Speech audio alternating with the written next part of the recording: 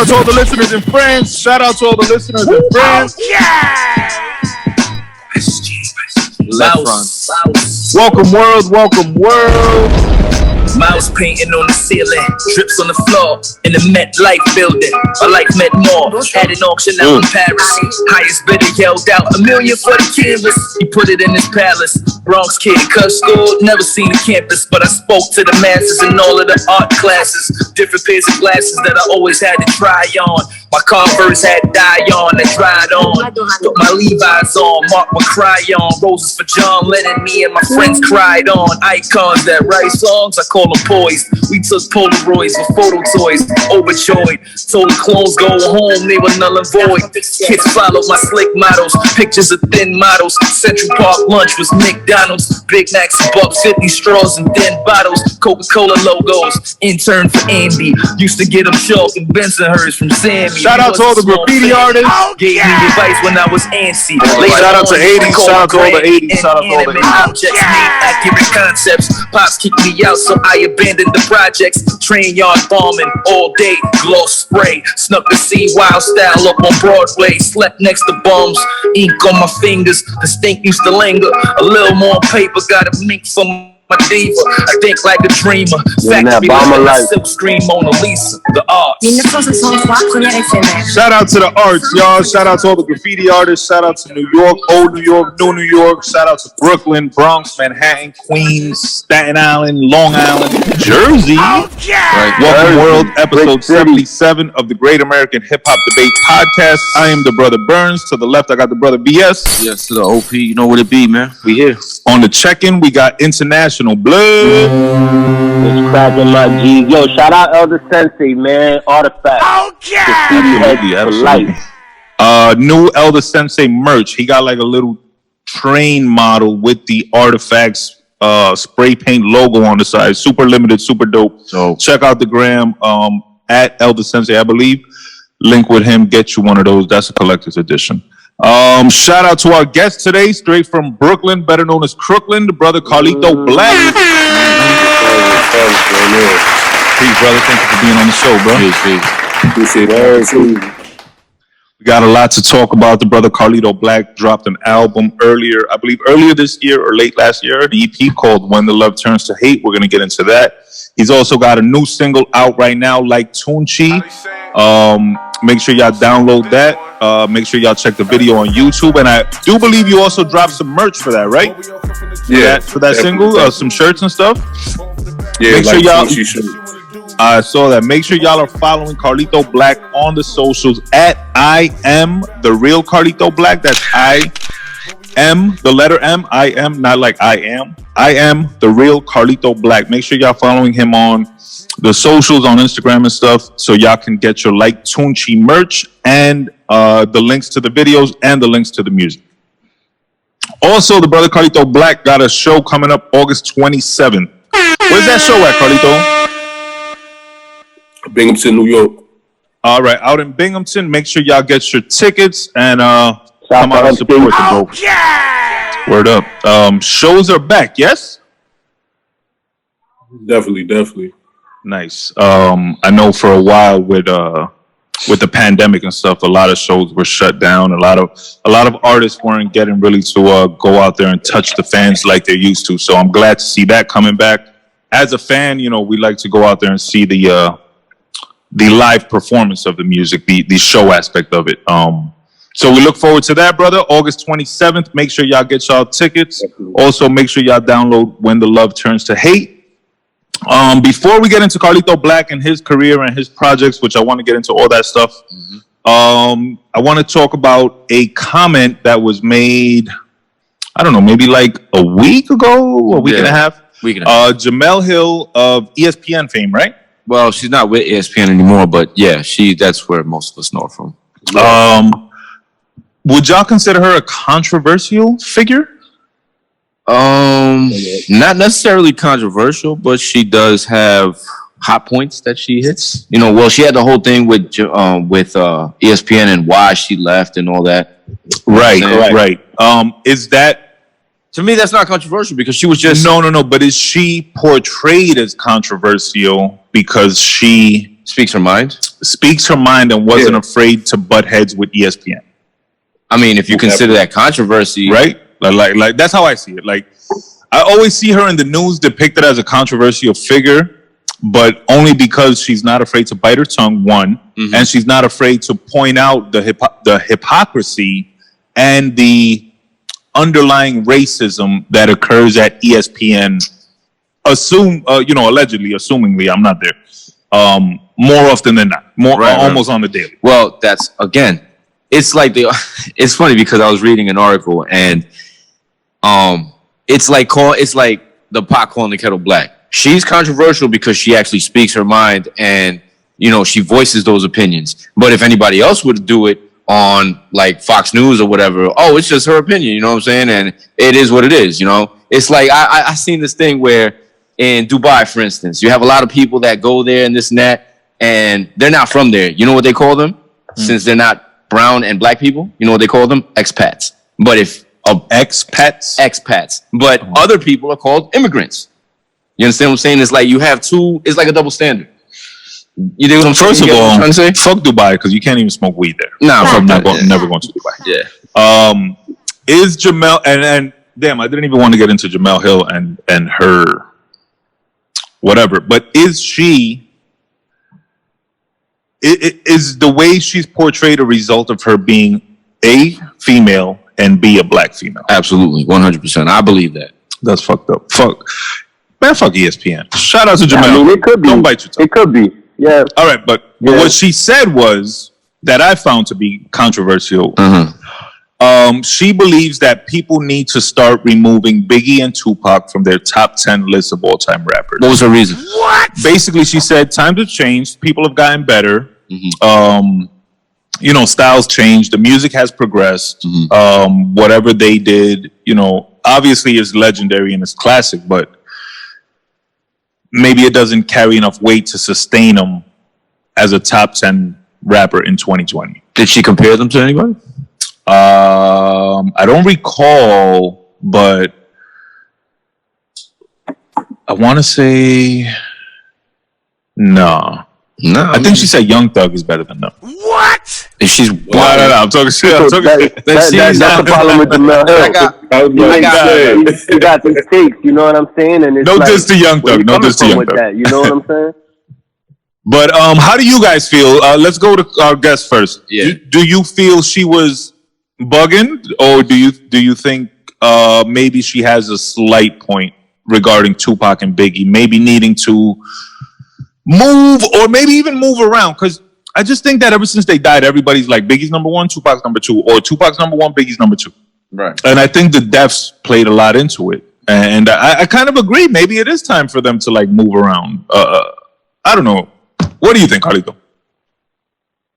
On that point, I can't agree with that because I grew up with them, and listening to the artists today, it's like kind of a lot of repetitive styles.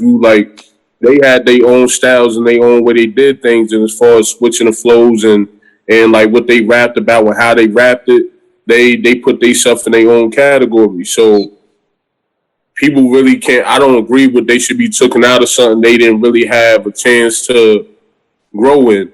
They made they legendary moves while they was here. They just had their life got cut short before they could take it to the next level.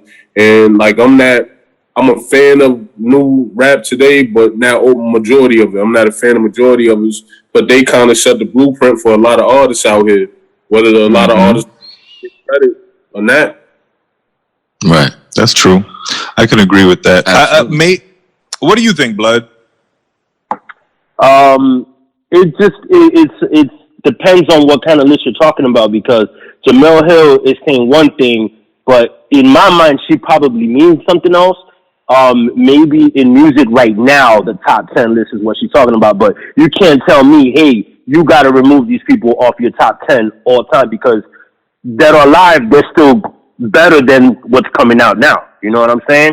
Regardless of however you want to slice it. And you're talking about artists that reach unattainable levels, like with Grammys, and Tupac was also an actor at the same time, and they got into these musical genres that they created you know, like Thug on the West Coast and, you know, the East Coast player music. And it's like, since then, nobody has really had that type of wave, maybe except for like a Drake, I would say. But everybody has their own little controversial reason why they might not be in that level. Like, for example, Drake doesn't write for himself. So I just think Jemele Hill is reaching a little bit, and that's why she might be called the controversial person. You know what I'm saying? Why it always got to be a Drake jab in the argument? I'm not making a jab at him. What I'm trying to say is an artist of his caliber is the only, you know, person that I could compare to like a Biggie or a Tupac. You feel me? Besides like maybe a JayZ, but what he was if in that conversation before? What if she? Well, no, I didn't. I know she didn't mean this. I mean, for me, if you're talking about GOATs, like which is obviously greatest of all time, you're not talking about today. You're talking about all times, right? Mm-hmm. Now, my thing is this: they're considered great not only because of what they did, but what they did for the culture, how they moved the culture forward with their art.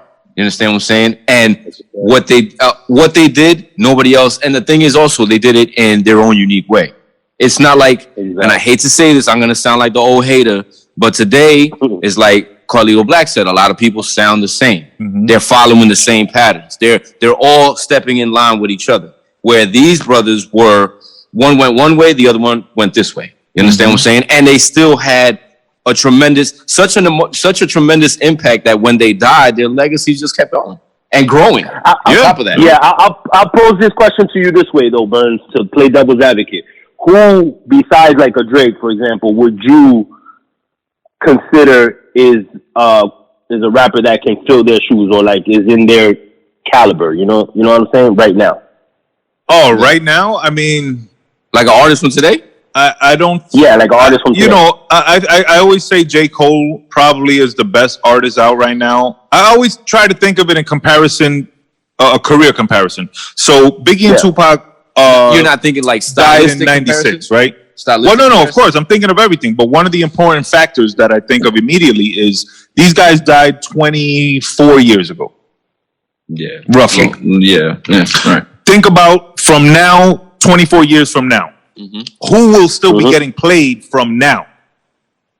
You know what I'm saying? Biggie and Tupac. Who from today, not Biggie and Tupac, who 24 years from now, are we going to be listening to Drake? Are we going to be listening to J. Cole? Are we going to be listening to Kendrick?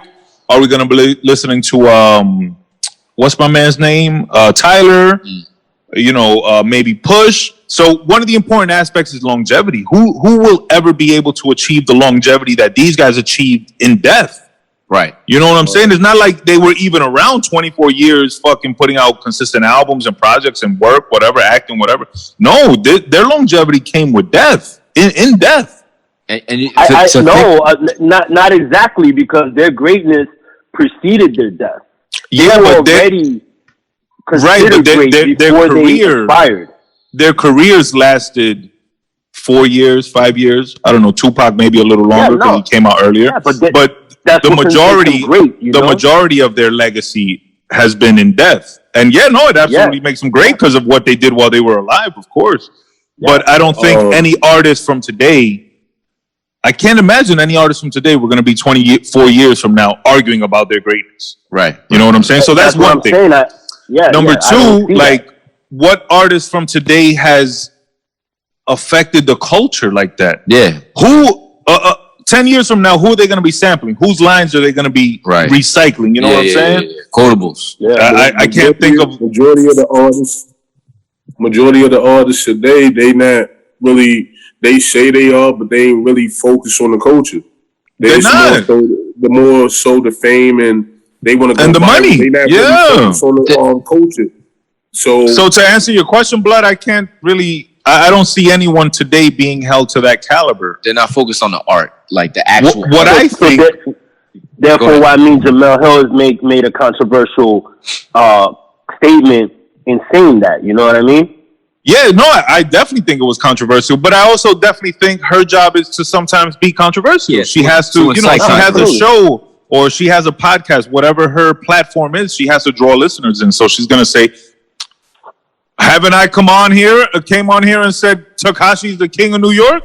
What? True. Obviously, that's not a real. Yeah, that's not a real thing. But sometimes you got to say some stupid ass shit to get some people to look at you and tune in a little bit. Then you explain yourself. But what I think Jemele Hill might have meant is that Tupac and Biggie should be held above beyond the top 10. Like they're almost like on GOAT status, on God excluded. Status. You can't put them because they don't even belong to the top 10 because they're above that. So it's like, who's your top 10 favorite rappers? Biggie and Tupac should automatically be in there included. You don't even have to like what's known doesn't need to be said. They're in there, and then you can give your top 10. Right. You know what I'm saying? That's what I think. But to go back to the controversial thing, Biggie and Tupac never had to go viral. You know what I'm saying? They never had to. They never had to do any of these antics. They never had to do Twitter beef or whatever the case may be. They did what they did. They had their little, war of words, whether subliminal or obvious, like hit them up. But what they did was their legacy is built on talent and achievements and success. The actual art is built on the actual art. I don't think any artist today will ever have that impact that they had. So I think she was wrong. And also, you can't tell me what the fuck to my top 10. Right. If my top 10 is that's what I mean. That's what I'm saying. You can never tell somebody their top 10. If somebody's raised in Memphis, their top 10 might be 3-6 and A-Ball and MJG and it all depends. You can't tell me. Fuck out of here. My top 10 might be Biggie and Tupac 5 times each. That's how great they are. So another controversial layer that she added to that conversation, to that statement that she made, is that she said that the music has gotten better over time. So that's why you can't even put them in the top 10 list anymore. So I think she was mistaken. I'm not sure if she was taken out of context or she meant maybe the production is getting better, but she said the music was getting better. So Carlito, I see you shaking your head in disbelief. I want to know what. That's why I want to. I was going to say, what do you think about this? I feel like you don't agree. What do you think about this? She dragging it. She really dragging it with that one. The music today ain't better. Like and this could be my opinion. What I grew up on, it was real music. Yeah, I like some of the artists today, but like the Tupac, the Biggies, the Bone Thugs and Harmony, and all that stuff like that. And just that artist that I grew up with, that was real rap. That was real music. And it had subject. It had stuff you could dance to, vibe to, really make you think and all that.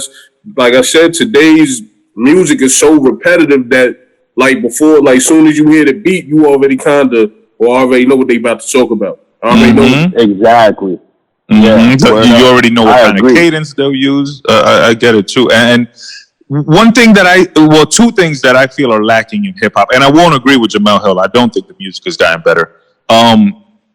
There's like no more hip hop quotables. Like, can you name a fire J. Cole bar or a fire Kendrick bar that you're gonna remember in the future from now, or a Drake bar even like that? You're like, yeah, like Biggie and Tupac, JayZ, Nas, they have bars that you're like, yo. Biggie has the sky's the limit bar that everybody knows and it's like instilled into our fucking moral code. You know what I'm saying? Tupac got bars like that. Yeah. You're not gonna 10 years from now bust out with Amigos bar and tell me that you learned a jewel of life from that shit. You feel me? Like, nah, that's not gonna happen. You gotta think of artists like Jadakiss and Fab though. Like those is dudes that's heavy on punchlines and wordplay. That's why I like when I still hear artists that actually focus on that, because me being an artist myself, you can't say something basic that's gonna make me be like, all right, that was exactly. I want to hear shit that makes me rewind it, like, like I know exactly what he's talking about right there. Right. Yeah. And number two, I miss the separation of hip hop. I miss the regionality of it. Right. Another reason I feel music has become so repetitive and so similar is that everybody's connected now. The internet. So it's like, brothers in New York sound like they're making songs from Atlanta, and dudes from Atlanta sound like they're making Florida songs. Like, I miss when it was separated, and you could be like, "Oh shit, that's that West Coast beat," or "Yeah, that sounds like a Midwest fast rhyme style." Like I'll never forget when I first heard Panda, and I could have sworn it was somebody from Atlanta. And when somebody told me he was from Brooklyn, I was like, everybody thought that was Future. You're fucking. Well, that was early drill. Yeah, that was early drill. But I agree. I miss the regionality and also just the separation of the actual I guess subgenres within hip hop. Like, you had your backpack music, you had your horrorcore, you had your player music, you had your underground, things like that. Real street hip hop. You don't really get that anymore in the mainstream. You have to really dig to find stuff like that. All we really get now is like this emo rap R&B blend with southern cadence and the same choppy bounce flow everybody uses. Like, it all sounds the fucking same. Yeah, I'm trying to change that. Definitely. I got to. And you're spitting. You know what I'm saying? You're rapping. You're not not doing that Migos flow that's so prevalent. And shout out to 3-6 Mafia, who I just mentioned a little while ago. Rest in peace to Lord Infamous. I was just watching a documentary on YouTube. I don't remember who made it, but shout out to him. And they were showing how he actually originated the Migos flow back in the 90s. And they showed like videos of him doing it, and he fucking rips it. But that made it even worse. Like, damn, I thought they at least came up with the flow. Who? Migos. I know they did. No, I knew that. Yeah, so that shit reminded me. Once I heard them, that shit reminded me of 3-6 and that type of music. You know what I'm saying? I was like, yeah. I mean, they're not. That's why I always say I'll never forget this line. Again, we were talking about remembering lines and quotables and shit. Lupe said this in a song, and it sticks with me. And I was gonna bring this up during the Biggie Tupac point. Did you improve on the design? Did you do something new? It's always like. That's why when rappers come in, did you improve on the design? Did you do something new with the words? Did you do something new that we haven't heard before? Like, you know what I'm saying? That's my thing. Where Biggie and Pac, they did that. Do you think there is still new to be done with hip hop, or has it evolved into? You think it's at its peak? Is what you're asking? No, it's definitely not at its peak. If it ever had a peak, the peak was the 90s, and it's been downhill ever since. But have we run out of new creations of hip hop or new iterations of it? And like, well, no, because drill's coming in now, right? Drill. Brooklyn drill. You have different subs. Even when we were talking about with drill. Yeah, even when we were talking about last week with Nas, a couple episodes ago with Nas, and what he's trying to do with like push the like grown folk hip hop. You know what I'm saying? I think that there's always room to push another subgenre of it. And there's a bunch of other iterations of it that we haven't heard. But I want to go back just real quick to the Migos. They get a bad rap, I want to clear up that I don't feel like they're the reason for the fact that everybody does mumble rap, but it's just that, or what I want to say. Well, they are the reason, but not in a negative sense. I'd say that because they came out, they blew up with that flow, and then people copied it because that's what hip hop does. Somebody comes out with something, it blows up, and then people imitate it. Where did that start? So the whole fact that the Migos flow was pushed on such a big scale is kind of whack. But them themselves, but it's not their fault. Niche, no, it's not their fault. Correct. Yeah. They're not whack. They're good at what they do. It's just what they do is not what I like. Exactly. But I'm glad you mentioned Nas. There's a couple of tracks that they got, I'm glad you mentioned Nas. I want to ask y'all's opinion on the Nas album. If you could give it a 1 to 5 mic rating, what would you guys give it? Now that everybody's had time to digest it. Go ahead. Let's start with the guests. Yeah, word. Go ahead, Carlito.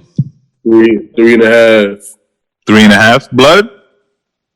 Yeah. And Nas is my dude, and I kind of graded him harshly when we talked about this originally.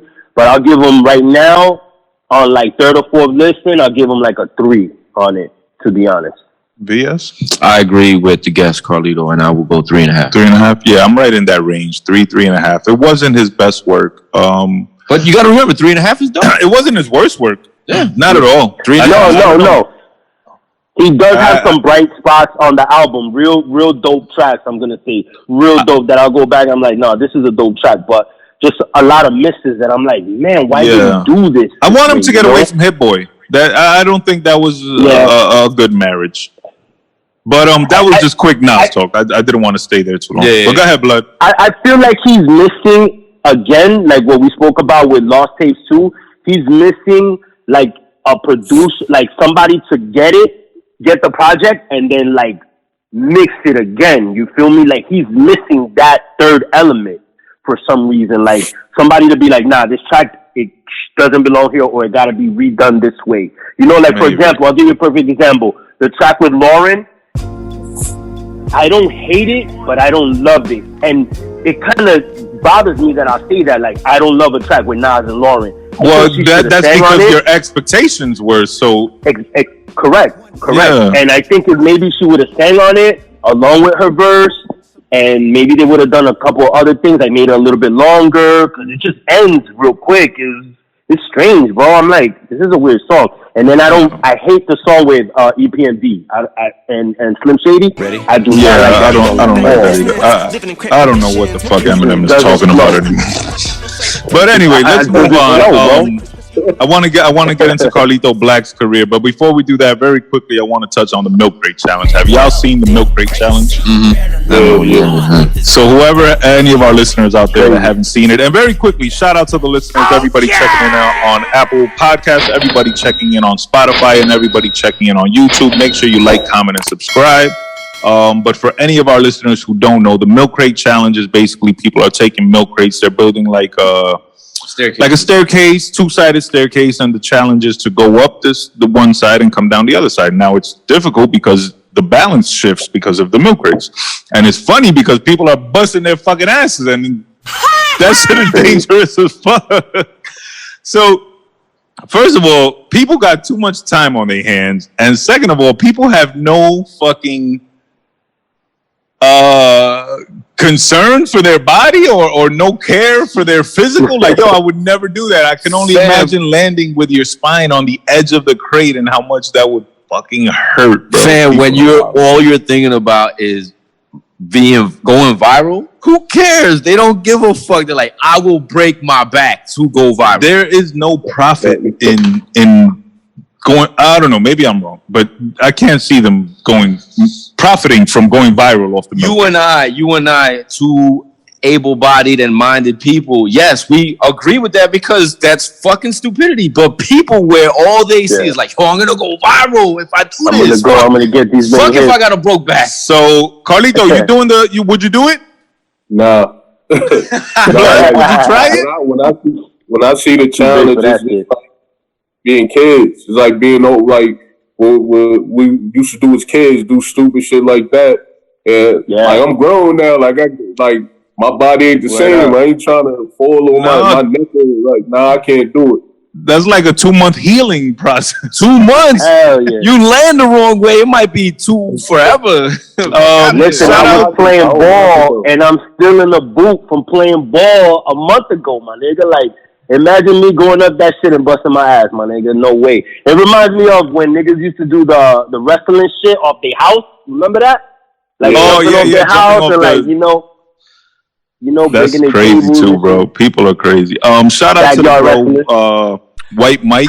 He just recently went viral for doing the Milk Crate Challenge successfully, and he was so good at it, he went up and he actually rolled a blunt while doing the challenge, and that was pretty dope. Yeah. And he's actually going to be on the show.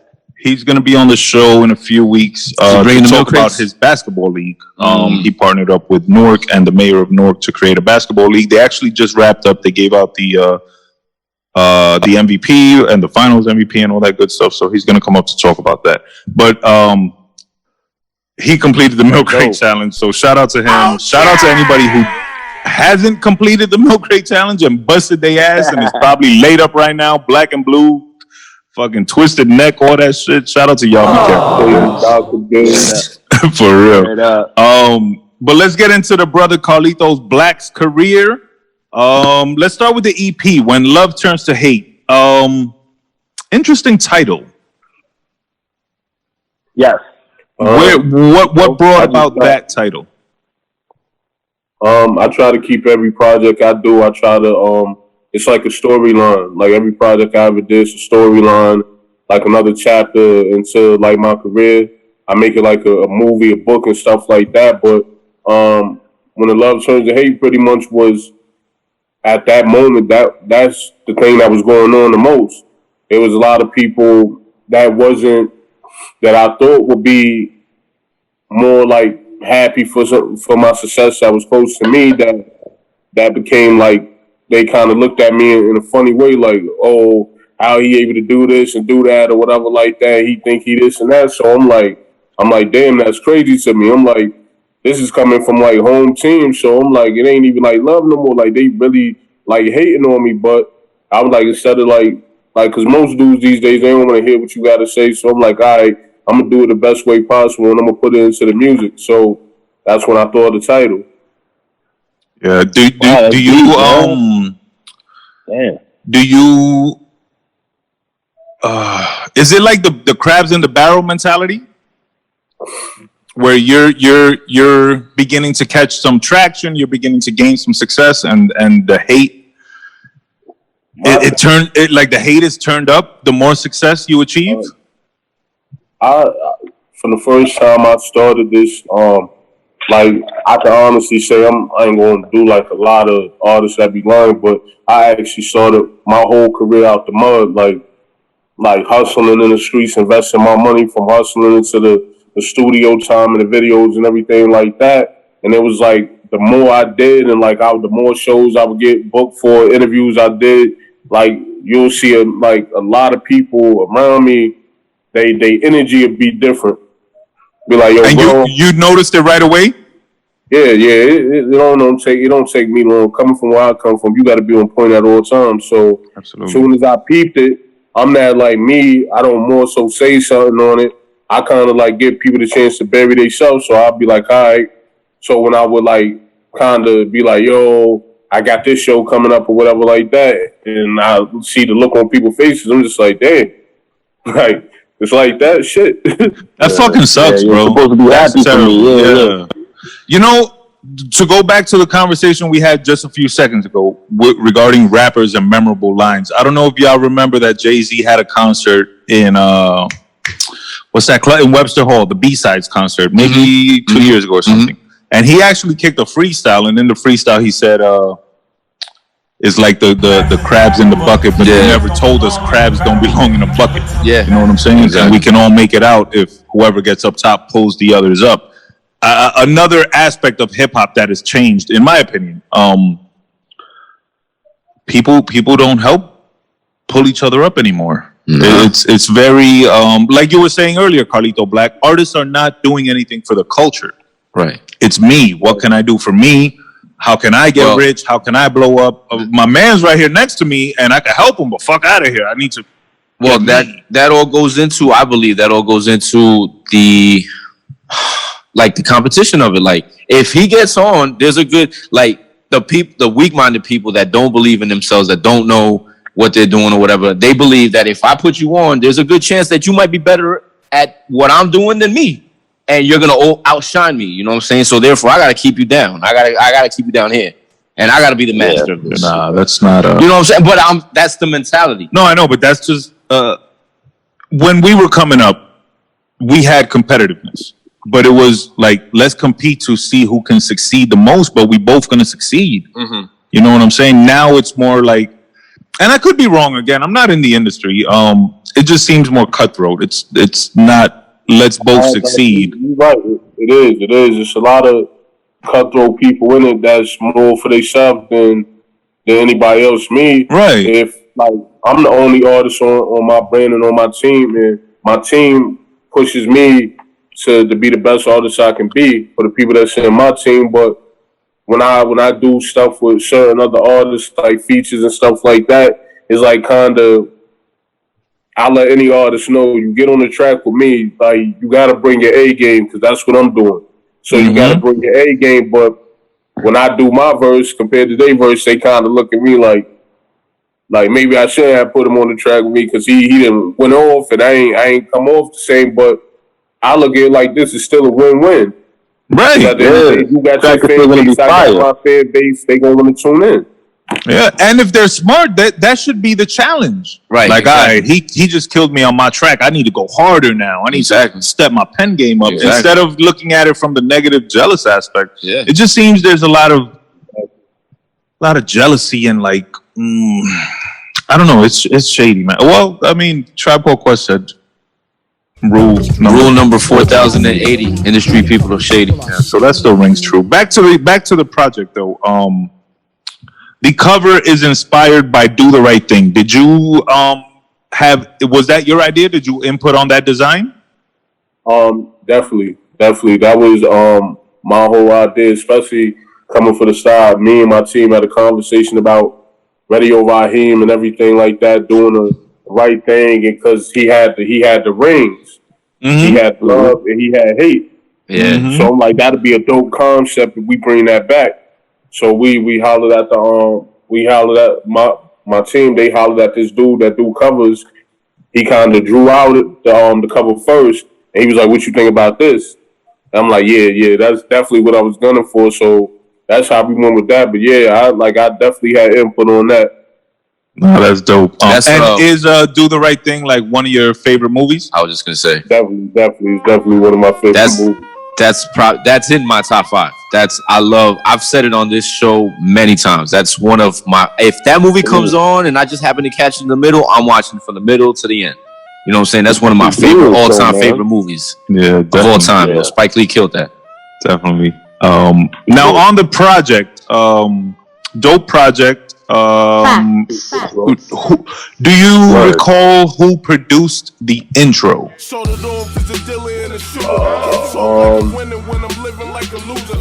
I think the producer for that was Mo Beats. I think he was a producer for that one. The beat was crazy. Yeah. As soon as I heard do you work with him a lot? On the last album I did, yeah, I think he played a big part of production. Yeah.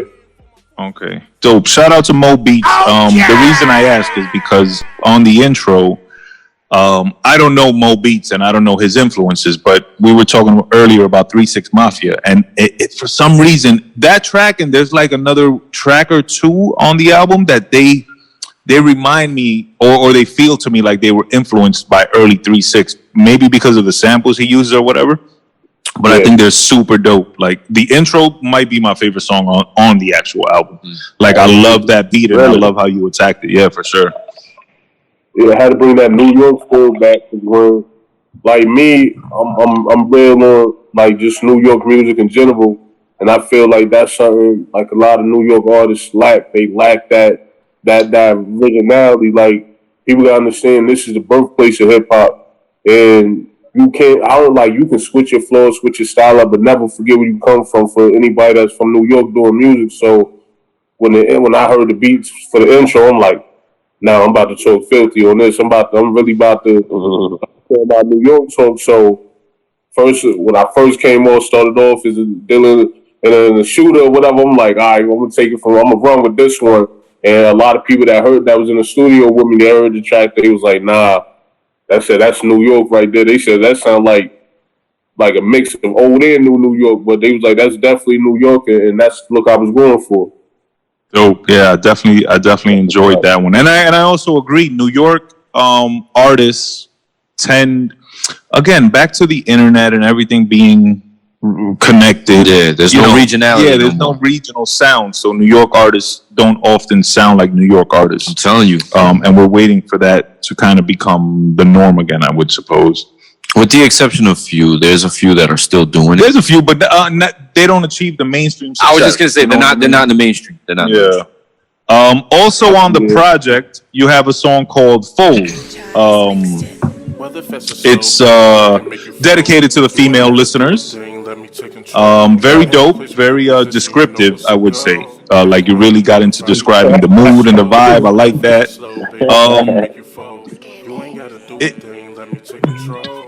How can I word this? A lot of artists nowadays appear to be hesitant to make girl songs, or they'll make them and maybe they don't put them out. Did you ever have any second thought, or Where you like, yeah, this is the shit. I'm gonna do it like this. Boom. Nah, I always feel like that's necessary on any project you do to have a female. You gotta have something for the females. Cause to be honest, it's a lot of females that be listening to like my street records, but at the same time, they always let me know like I love what I'm hearing, but never forget to like do something for us because you got the voice and everything like that. So we know you can put something together fire for us. So I make sure that's a point that every project I do, I put something for the ladies up there. And you're right about that though. A lot of artists is hesitant, but they more so. A lot of dudes these days try to be street dudes and street artists. So they don't want judgment to come from like the streets. Like, oh, like you doing this, right? Well, who you trying to be now? You trying to be this artist or this type of artist. So they more so worried about the feedback they gonna get to the streets, whether they appeal to the fans. That's crazy to me because a real street dude knows you gotta, protect your ladies and take care of your ladies and make sure they're straight and hold them down so they can hold you down. So that further proves to me that these fake street dudes don't know what the fuck they're talking about because a real street dude knows you need to have your lady to hold you down and vice versa. Word up. And it makes you just more well-rounded as an artist. Like, you can't be in the streets 24/7, even if you're in the streets 24/7. You know what I'm saying? Mm-hmm. Mentally, everything. Like, you gotta come sometimes a little bit different so that they could get all those aspects from what you're putting out there. Yeah, totally get that, man. What else was there on the EP? I'm sorry, I gotta pull up the track list real quick. We left on the video. I know it's gonna come back right now. There you go. Yeah. Oh, bet. Letter to My Father. Yeah. That was how difficult was that for you to write? Like from an emotional aspect. From like I really like a lot of records I did. I would put little references about my father in them. For my cousin / manager, shout out Nat. He was like, you keep like throwing shots at your father in certain records. He said you need a record where you could you really talk, you could really talk to him.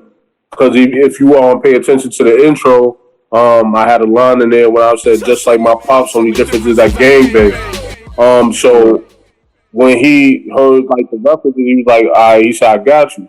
So he found the beat, he sent it to me, and automatically once he sent me the beat, I'm like, this is it.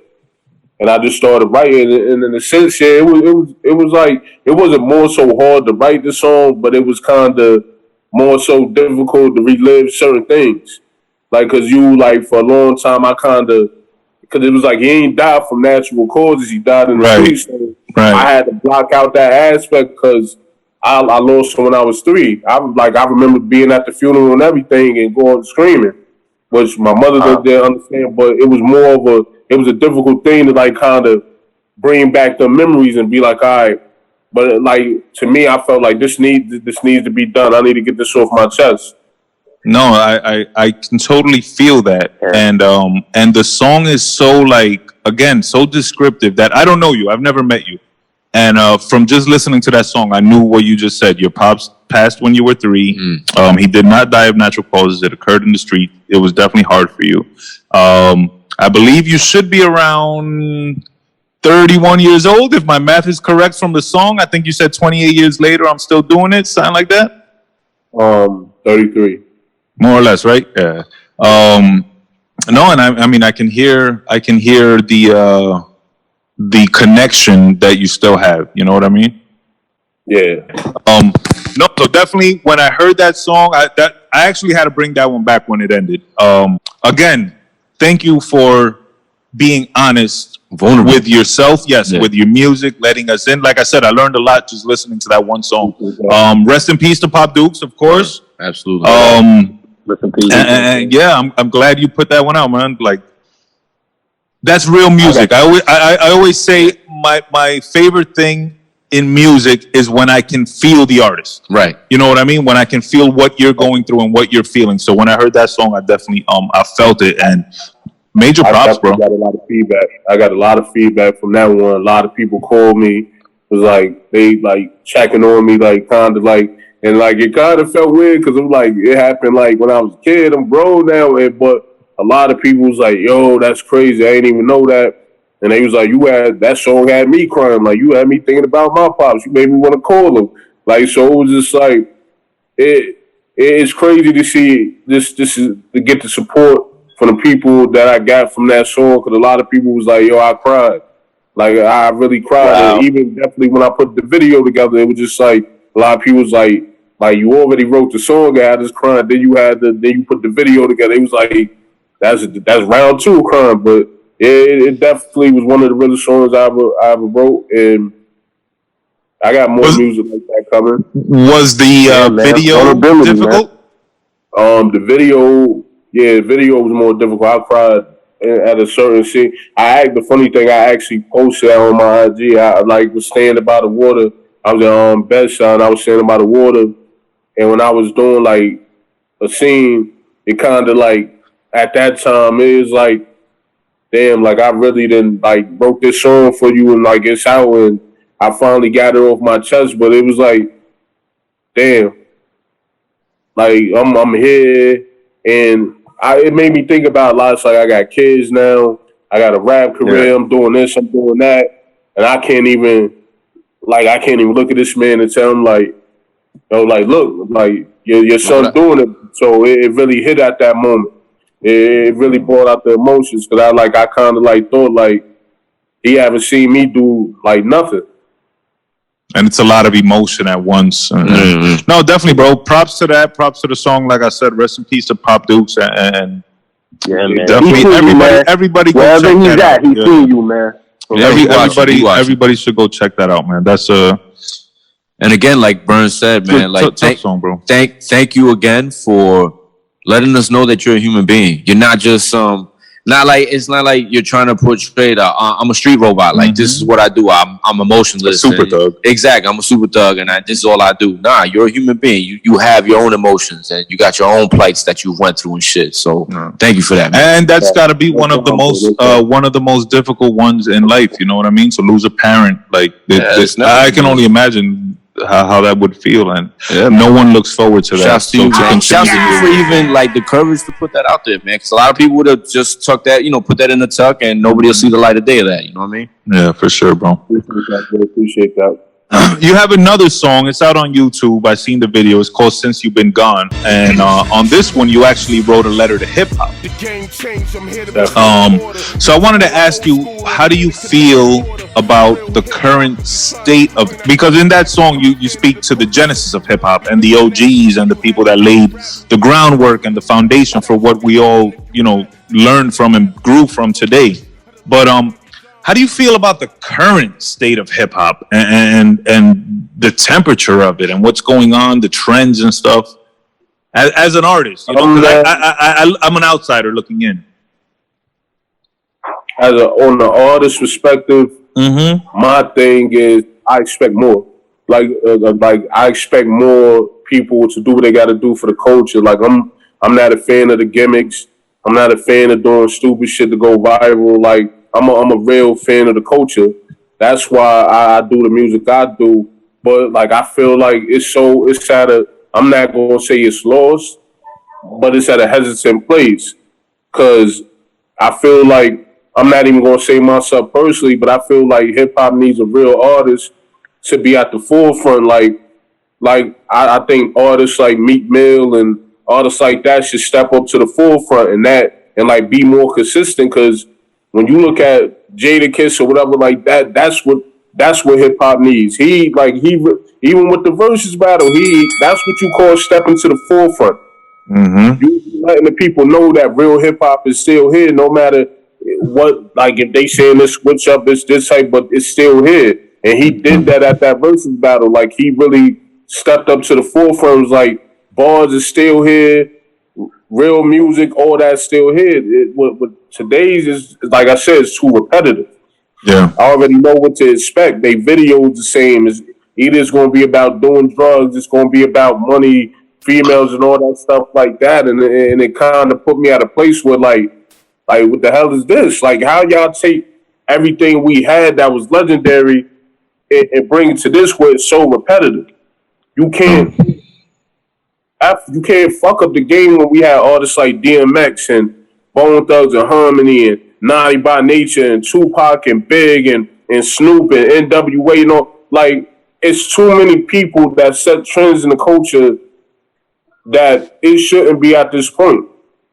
Hip hop should be more powerful. That's it. Yeah. That's it. And I like that you bring up Jadakiss and the verses because he displayed that we can still be competitive without being, ignorant or violent, or it doesn't have to be beef, but we can compete. And I want to kick your ass, and we can be friends after, and we can hang out and go blaze. But in the moment, I want to bust your fucking ass. Yeah, I'm gonna show you what this is about. He Definitely, man. Yeah, shout out to Jada, bro. Okay. Yeah, I think like that. That's how you do it. No disrespect to Dipset because I grew up off them, but they came in there acting like the younger kids. You feel me? They wanted to be drippy and gang. Yeah, too cool and unprepared. You got your ass whooped like that. That wasn't no regular Cam. Looked like he didn't want to be there. Like, no, for real. There to whip ass. That's an ass whooping. Like kids let them know. Kids let them know it's all about the bars. You know what I mean? Yeah, that might go down as like the dopest hip hop moment of the year. shit, like the last 10 pure years, probably. real hip hop. Like, Probably the last 10 years, man. Shit. Jada definitely earned more stripes. Like I respected the shit with the NFL sample in it. I was expecting that record. Wait, the NFL sampled the verses? No. They sampled the NFL shit. No.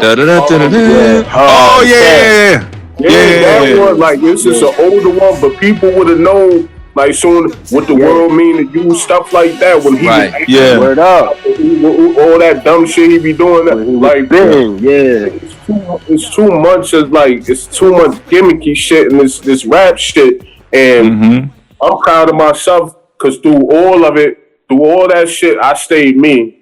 And I made a name for myself. I don't dick ride nobody. I didn't get no, like, I ain't gonna say people haven't shouted me out, but I made a name off of really rapping when they said it couldn't happen. Like, oh, you gotta have a gimmick. You gotta be, I'll come in this rap game and I'll whip ass.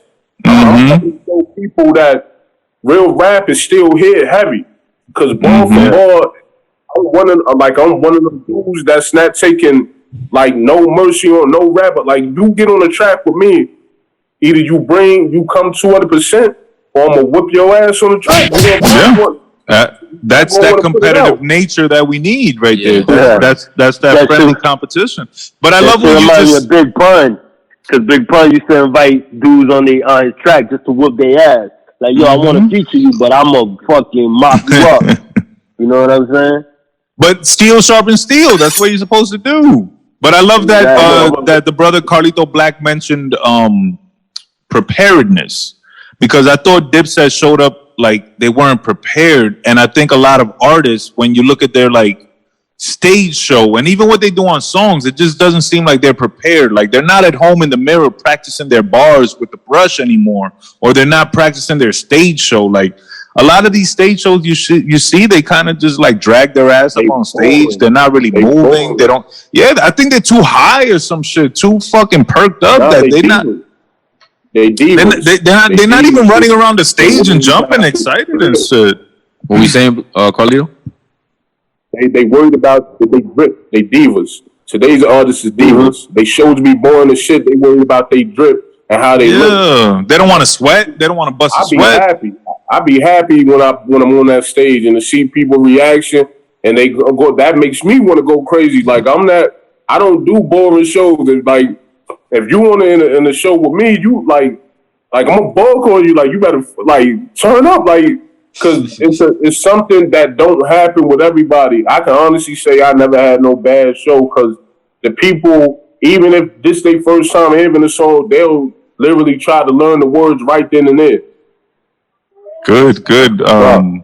That's what we need more of, stage shows that like bring you in. And I think that's what really helped Jada and them. Like their stage show was so on point that it pulled you in, and then their character, like when they did that back-to-back shit, different styles, and they're looking at Dipset like, y'all never did this, y'all can't do shit like this, and they're just here ripping it. Yo, that took us back. That's the also Jada Kiss was talking to the people, to the crowd, not at the crowd. You feel me? So like, I remember I used to see JayZ perform, and that's something that he would do, incorporate into his show. Like he had the crowd participate. Like he'd be like, you know, this side of the stadium say this, and then this side say that, or you know, you'd be like, hey, you know, this is my side, fuck that side, and like that, you know, you participate along, so you feel like you're part of the show along with it, you know, and then he also used to bring like a guest, like a feature that nobody would know, like a surprise guest. I haven't been to a show in a long time, but I think that might be some elements that are missing. You feel me? Yeah. The element of surprise during a live show is always dope. Like when he brought out Michael Jackson that one time, like I don't think you can ever fucking top that right there, bro. No, that's just historical. Yeah. That Woodstock. Oh my God! When you see those pictures, yo, there's hundreds of thousands of people there, bro. And they're all on top of each other trying to see this one man do his show, perform his show. And that shit to me. About it, what made me salute that was the fact that it was people of all kinds, Hispanic, like, going fucking nuts. Or stop, drop, bro. Like that's hip hop, right? That's the shit that's happening in today's music, that energy. The essence, the essence. Wearing some Timbs and some fucking overalls and got people in the crowd going crazy.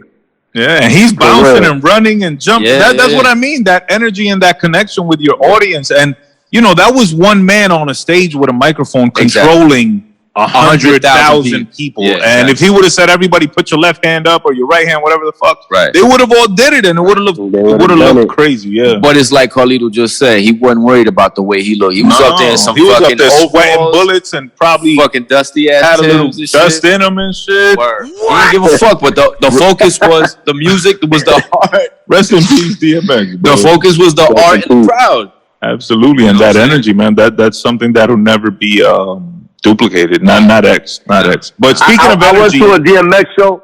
My bad. I went to a DMX show, and that's how I became a fan. I'm gonna just leave it at that. At the show, I became a fan. Like not before, not because of the music. After, it was because of the actual show. Yeah, and I'm sure there's plenty of people like that when they didn't even know about him, and when they caught his show, like he drew them in. But speaking of energy, there's a new energy in the New York area. Not super new, but it's getting popular. It's kicking, it's taking off, and that's that Brooklyn drill. The brother Carlito Black got a song out. It's called Like Tunchi, out now on YouTube, on the DSPs. Merch is out also. Brooklyn drill. I think that song features somebody, correct? How they say it? Carlito?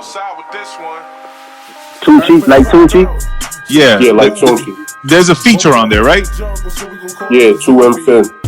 2M Fin. All right, that's a dope song. Was that your first time working on Brooklyn drill production? Say it again, bro. Was that your first time working on like the drill produced sound? Yeah, that was it. Yeah, that was my first time doing a drill record. And what do you think of the Brooklyn drill movement that's occurring? I ain't a fan of it. Really? I'm not a fan of it. I'm not even gonna sit up here in front and act like I'm a fan of it because I'm not. I feel like it's new. Like you can't. I don't even call it Brooklyn drill. I just call it just copy in Chicago because that's where it came from. And I'm like, when I see the ops and all that stuff like that. I'm from New York. I still say catch and wreck and all that. So I don't know nothing about ops and blocks and all that. And the thing about it is people is transferring like that in that Chicago shit and trying to make it a New York thing. And you can't do that in New York. Like New York is crazy enough. You can't bring somebody energy over to New York because when something hit New York, it's spread like wildfire. And that's what's going on. But it like to me, it's too repetitive. That's shit way too repetitive. Everybody doing it. Yeah, the sound the sound is repetitive, and the videos are starting to even get repetitive. They all kind of look the same. You know what I mean? With the Brooklyn drill, or even drill in general. One thing I noticed, I didn't notice it in your video, but I've noticed in a lot of drill videos, what they'll do is they'll have like the people in the video singing the hook, and then the song playing of the video, you know how it's supposed to, and then they'll mute the song. Oh, they'll drop it out, yeah. The video people sing the hook, yeah. But it's every video does it. And I want to point out that the first person to do that was actually Tekashi. What? No props to him, but he was the first one I saw do. Your favorite rapper? He's still the king. Yeah. He who shall not be named. Basically. Yeah, but I tend to agree, and I think that goes back to the regional thing. You know what I mean? Like you said, Carlito, they're trying to bring Chicago sound and slang and mentality, even with the ops and smoking the op pack and all that shit. Like, when did New York become biters? You know, the industry is not just New York. It's everybody. New York always embraced other cultures and ran with it. Like, you know, the whole gang culture from the West Coast. Yeah, but they always flipped it. Shit. Yeah. New York would always take something and flip it and make it New York, and now it's not. They're not flipping it. Which is what I'm gonna be. You know, I'm gonna take the opposite role here. I'm gonna say I do fuck with Brooklyn drill because it doesn't sound like Chicago drill. To me, it sounds different. And you know, again, the youngsters, like these young kids, need something else to grab onto. So, you know, they're not gonna do the same things that we did. So I'm gonna say that certain things I will embrace from Brooklyn drill, like, you know, a lot of the Pop Smoke shit, a lot of Fabio Foreign. You know, I listen to, and you know, I don't hate it. No, I don't hate it. I fuck with Pop Smoke, and Fabio, I liked his first song. Everything after that, I haven't really fucked with. And I like the kid TJ, or I think it's TJ. He got a song called New York or something. Little TJ. So there'll be songs here and there I like. It's just the movement is not. They're not creating anything original, right? You know what I mean? Right. The songs, like the brother said, they all sound the same. The lyrics sound the same. The video looks the same. It's not somebody got to take that and really put it on his fucking ear and really make like a Brooklyn drill. Yeah. Like, this is our sound. I think we would have had that. That's what Pop Smoke was doing. Yeah, that's what Pop Smoke was doing, man. But no one is stepping up to carry that torch. And maybe nobody can. Not only that, I don't think Pop was a special one, you know. Yeah, and besides, it's like, again, going back to the theme is like, nobody wants to be original. Everybody wants to play it safe and wants to do what's popping right now. You know what I'm saying? Like, God forbid you step out on a limb and do your own shit. You know what I mean? Brother Carlito, another song that you got on YouTube that I fuck with. Look What You Made Me Do. That video, where'd you shoot that video? Was that in Brooklyn? No, I actually shot that upstate. Okay, it looked a little more not city.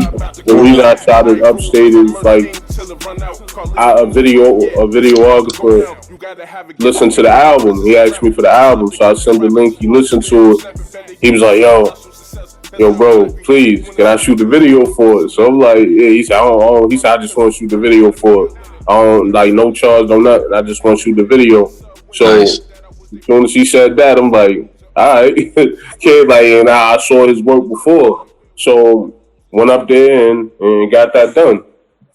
All right, that's what's up. Do you have ties to Virginia? Definitely was born there. Oh, nice. What part of Virginia were you born in VA? No kidding. Yeah, Newport News, Virginia. Oh, nice. Oh, where AI from? Bad news. AI, Michael Vick, and all them. Dope. Do you still got family out there? Yeah, I still got family. Like I have a big family, so I got family, a lot of family in New York, and a lot of family down there. My family spread all over the world. So that's what's up. Dope. Yeah. I actually lived out in Charlottesville for about a year and a half. Shout out to everybody in Virginia. Shout out to Newport. Yeah, what up? Shout out to Cliff, VA, baby. Yeah, absolutely, man. Now, the When the Love Turns to Hate EP dropped in 2020, I believe. Are you currently working on a project, on new project? And if you are, when can we expect it? I actually, the funny thing, When the Love Turns to Hate wasn't the last one. Look What You Made Me Do was the last project. That was my album. Mm-hmm. So that's is that out now? Yeah. No, I caught that. It's not on Apple Music. Hard, bro. Now it's on Apple Music. Carlito, BLONL, Black. And it'll pop up. Yeah. Oh, wait a minute. I caught that. All right, so talk to me about that project while I find it.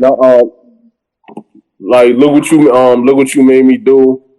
That pretty much was I was making a statement. Like I said, every album, every project is a part of a chapter. It's like part of the movie. So for that was the aftermath of When the Love Turns to Hate. Like, Look What You Made Me Do is pretty much saying, now I'm pissed off. Like, y'all turned your back on the wrong one. So now I'm gonna show you how great I can be. And I'm like, I don't need. So I'm like, now y'all done took the nice shot for granted. Now I'm on beast mode. So Look What You Made Me Do. Like, I ain't gonna lie, that's my favorite project up to date because it got a vibe for everybody up there. I even did a Jamaican type joint up there. Got like Tunchi, all that. Winding right. Here it is. Yeah. Yeah. I see it now. All right, so I'm gonna listen to that on the way home. So it got the same. It got the track, the title track, and the album, and like he got his face on the cover with like half. With half the skull. Oh, you got the song with Tsunami East on here. I think I saw it. I think I saw that video. Right. Yeah. All right. Oh, so it's called Look What, new project. Came out 2021.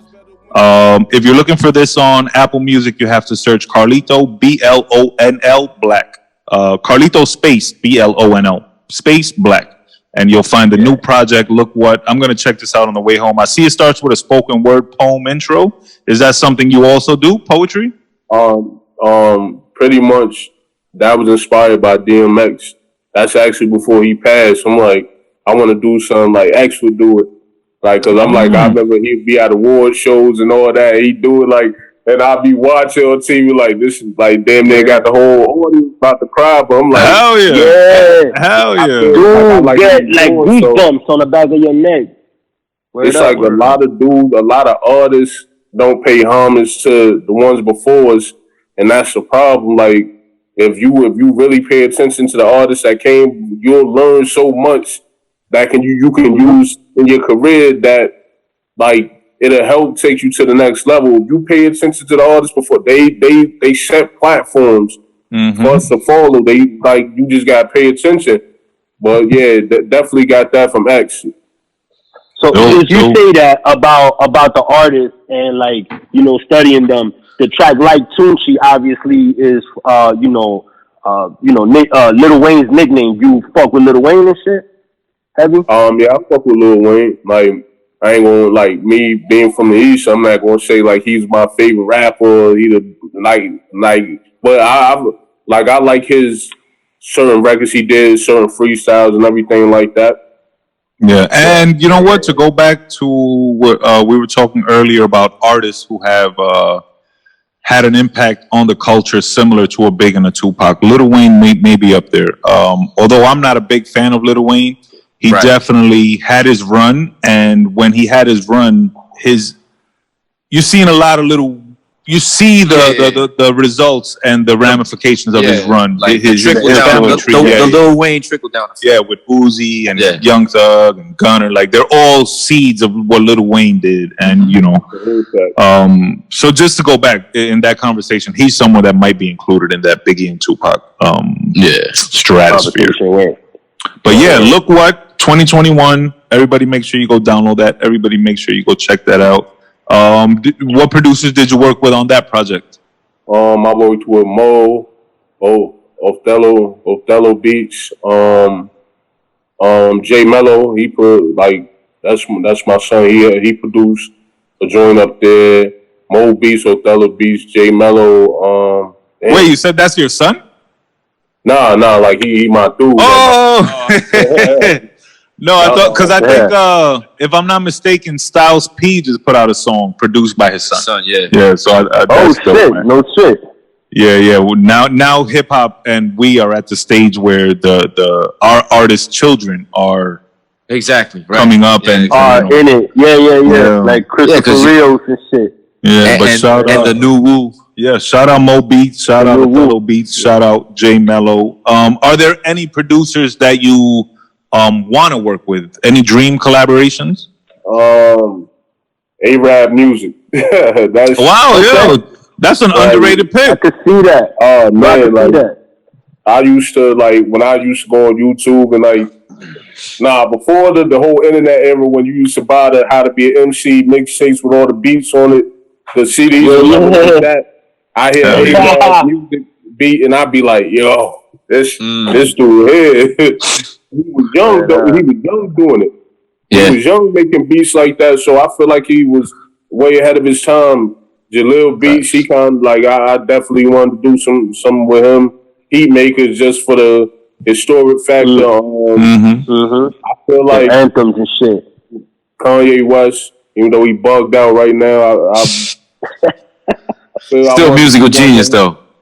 I heard somebody say Kanye West is the first artist to tour an album that he's not putting out. Word, facts. That's facts. He a genius, but he bugged out. Those are some dope picks. A-Rap Music. A lot of people don't say that. Jalil Beats, that's a very slept on producer. Also, he's nice. I fuck with him.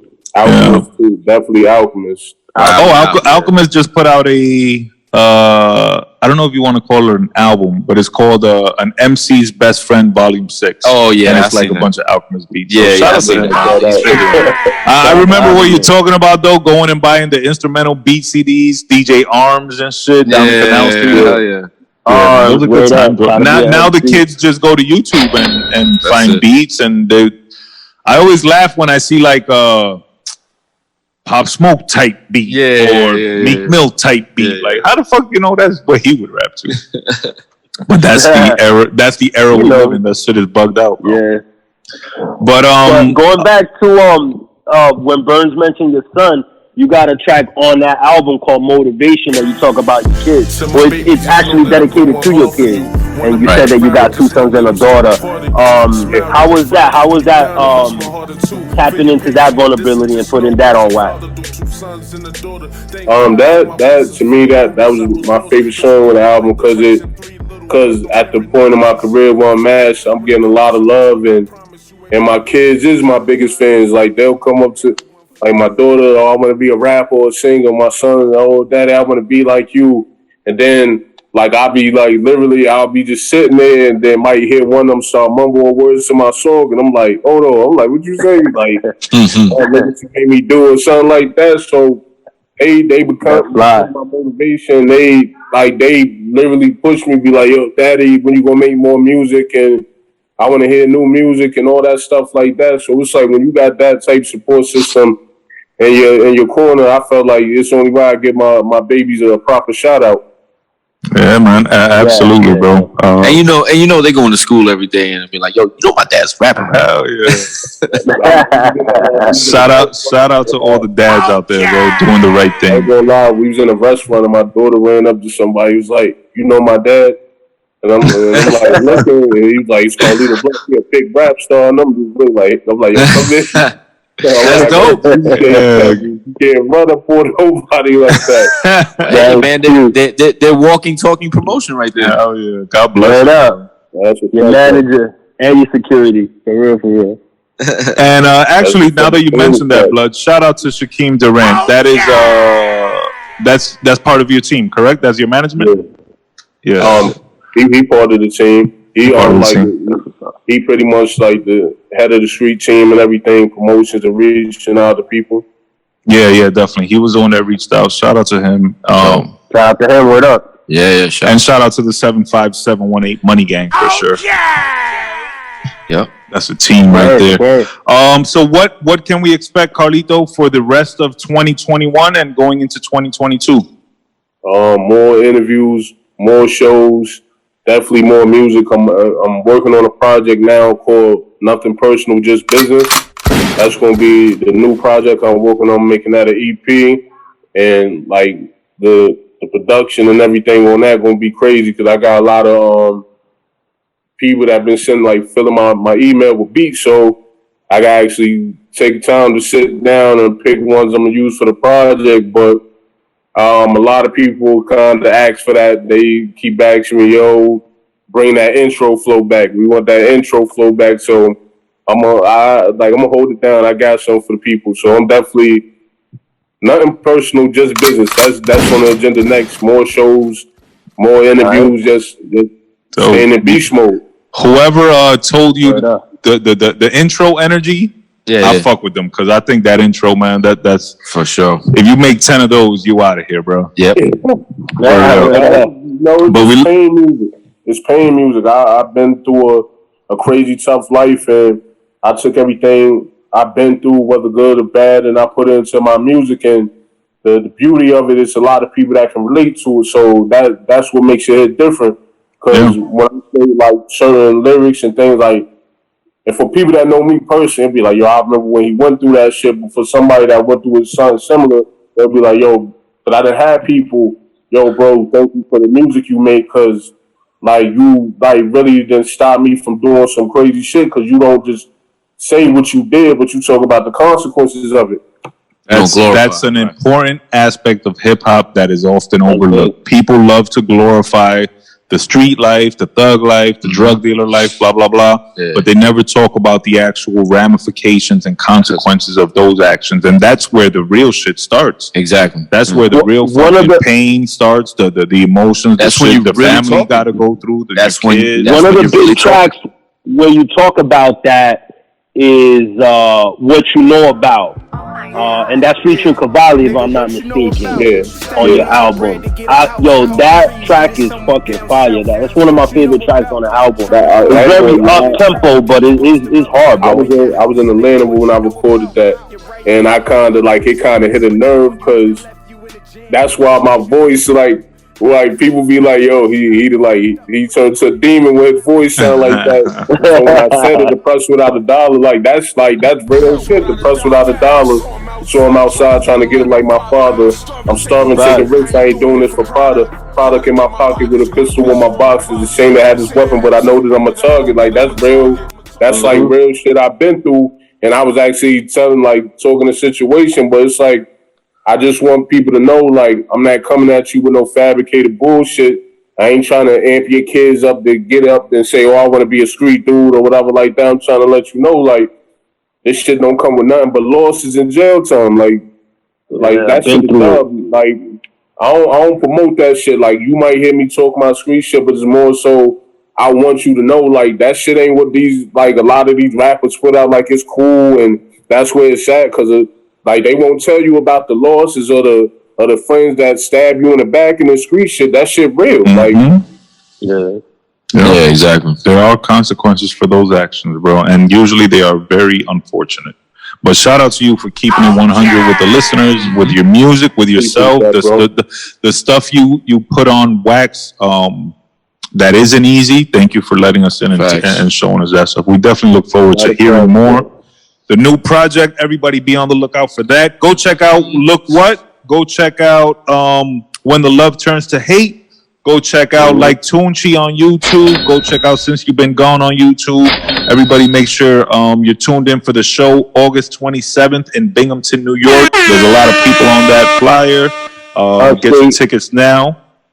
And brother Carlito, we wish you nothing but success, brother. Thank you for being on the show. What we're going to do now, we're going to get into a segment called 10 Shots with V.S.O.P. This brother to my side right here is going to ask you 10 rapid fire questions, and you just answer them, and then we'll circle back and talk about them a little on the back end. All right, man. Here we go. 10 shots. Like you just said, these are based off today's interview and past episodes. So here we go, man. 10 shots. Number 10, in your opinion, which region is repping the hardest, whether it be up north, down south, out west, or the Midwest? Who you think is repping the hardest right now? Down south. Down south. Okay. All right. Number 9 then. Best era in hip hop, in your opinion? 80s, 90s, or 2000s? 90s and 2000s. Okay. Number 8. Since we talked about Jada and the verses and all that, is Jadakiss top 5 dead or alive? Facts. Definitely. Okay. All right. In your opinion, where do the best MCs come from? Queens or Brooklyn? This is easy for you. Don't sell out the borough. No doubt. That was easy, right? That was easy. In your opinion, what's more important, man? Respect or loyalty? Respect. Facts. Another Jada question, man. You know what I'm saying? I fucks with both these dudes, but in your opinion, who you fuck with more, Jada or Fab? I gotta give it to Jada. Okay. Better rap in your opinion, Big L or Big Pun? That's good. Big L. I had to go Big L on that one. No doubt. Another one, in your opinion, better rapper, Pac or DMX? Better artist, I'll say. Better artist. DMX. Okay. If you could work with one of these producers, who would you work with? Dr. Dre or Premier? Dr. Dre. Wow. Okay. And the one that started it all for the Godcast, who's the best MC? Biggie, JayZ, or Nas? Biggie. Hey, damn, a lot of Biggie. We getting a lot of Biggie lately. Biggie, rest in peace, Biggie, man. We'll take that. And that's 10 shots. Absolutely. The only answer I think that surprised me that you gave was Dr. Dre over Premier. Yeah. Dre is, like, no disrespect to Premier, but Dr. Dre, he more in love with the music. To like anybody of his age that's still producing like that and like kind of elevating it with it, that's rare. Like that's real rare to find somebody that's that in love with the music these days. That's elevating with it, but still staying themselves in the same sense.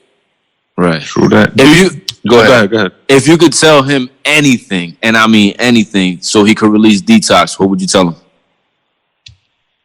Shit, put him on it. Let me get on this track. For real, put Carlito on it and then put it out. Facts. That was actually going to be my question. Do you think we'll ever get Detox? I'll definitely actually be like, yo, let me be on the album. Did I like hound that and be like, yo, like, come on, would you like that? That'll be a reason for me like to push him to drop, like, bro, I'm on the album. Like, hell yeah. Shit, I would like to see you achieve that, brother, for sure. Detox, Carlito Black on there. I like that. Dope. Appreciate that, bro. Yeah. I'm kind of surprised. I'm kind of surprised you went with Jada over Fab, you know, since the whole Brooklyn connection. In that situation, I can't be biased. Fab took an ass whooping too. Like, shit, I was like, I ain't gonna lie, Fab disappointed me. I totally agree. He got too much. And he wasn't utilizing it. Yeah. I think Fab and Dipset were both like trying to play it too cool. Like, have fun. Yeah. Jada was just having too much fun, bro. I think I was just gonna say, go ahead. You can't play with the lyricists. You can't like Jadakiss is one of them dominant lyricists that's gonna whip your ass if you don't come on your A game. And he looked at Fab and Dipset like, oh, these niggas gonna play it. Yeah. Exactly. And you got to remember, Jada comes from the Bad Boy school where they teach you how to put on a show, right, and work the crowd, and work the audience and shit. So he came with a lot of experience, bro. Yeah. He came with a lot of experience. I was just gonna say, and the common denominator in both those verses was Jada. Mm-hmm. You know what I'm saying? Like he. You know I think he might be the king of the verses. For real. I don't know if anyone would be quick to challenge him. You know what I mean? Yeah. Now people are looking at him like, nah, we ain't fucking with Jada. And you know the streams went up 200% for both. For both of them. So they deserve it. Very well deserved. You know? Yeah. Yeah. I think a lot of people were digging in the crates. Yeah. I mean, they should have. That should have made you feel that feeling again and made you want to go back and feel it again and again. Yeah. That's the beauty of it. Yeah. Let's get into the love song of the week real quick. The brother F should have that tuned up or geared up, whatever the fuck. This is from Method Man featuring, what's his name? Fuck, I forgot it. Come on, D'Angelo, man. D'Angelo. Breakups to Makeups. Whoa. Classic. That's the love song of the week. You and I, till the day we die. Shout out to all the ladies, all the wives, all the daughters. Shouts to Vita. She was looking good in the All the ex-girlfriends. Word. A week later, we was crushing on your mama couch. Shouts to Meth, man. He doing it. He a beast. Shit, yo. Shout out to girl songs too. They bring them shits back. You and I, till the day we die, said you never leave me alone. Fly to the Roni, but you flown. Shout out to 50. He was in this video getting beat up. Yeah. Now I got a new I saw that. Ever since I cut them loose, say you wanna add strike to my life. I make me think twice about leaving the white leaving. Picture that, you ain't want me when you had me. Now you on your third baby daddy. And you hate to see your brother happy. So you're trying mad, wait to trap. Looking at my girl nasty. Trying to throw the pussy at me. So weird trying to act like me. Shout out to D'Angelo. Shout out to Method Man. That's Breakups to Makeups, the love song of the week. Shout out to all the ladies, wives, daughters, girlfriends, sisters, moms, grandmoms, ex-girls, thotties, side pieces, sneaky links, all of y'all. Everybody. Shout out to all the girl dads out there. Shout out to all the baby girls out there. Shout out to the brother Carlito Black for being on the show today. Shout out to Shaquem Durant for hooking that up. Shouts to him. Shout out to the brother F, Straight Fuego Studios. If you ever need studio time, somewhere to shoot a video, somewhere to practice, rehearse, record an album, make sure you hit him up at EFNR711. Make sure you're following at I'm the Real Carlito Black. Make sure you're also following that on YouTube. Shout out to the bro Render Rider. We're going to see him soon. Shout out to the good people at Raised by Latinos. We got a dope announcement coming soon with them. The brother Carlito, thank you again for being on the show. Yes, sir. Bro. Absolutely, and we hope to have you back, brother. Keep us in tune with the projects. Keep us in tune with the shows. Hopefully, we can pop out at a show one day. For sure. Shout out to all the listeners, as always, on Apple, Spotify, everybody on YouTube. Make sure you hit the like, comment, and subscribe buttons and the little bell. Shout out to my co-host, VS. You know what it be, VS to the OP, MDMA all day. We here, man. Make sure you're following him on Twitter at @thereal_V.S.O.P. That is a Twitter exclusive. Shout out to my co-host, Bludshot. My niggas, man, locked in with another flavor episode. Yo, everybody go check out When the Smoke Clears off my man's album, off the Look at What You Made Me Do album, Carlito Black. Yo, good time, my brother. Thank you for coming through, man. You already. Make sure you're following Bloodshot at @deadass_worldwide. And make sure you're following the podcast at GAHHD_podcast. I am the brother Burnz, and this has been episode 77 of the Great American Hip Hop Debate Podcast. As always, chin up, chest out, carry yourself with honor, carry yourself with pride, and somebody hit my music. Ow!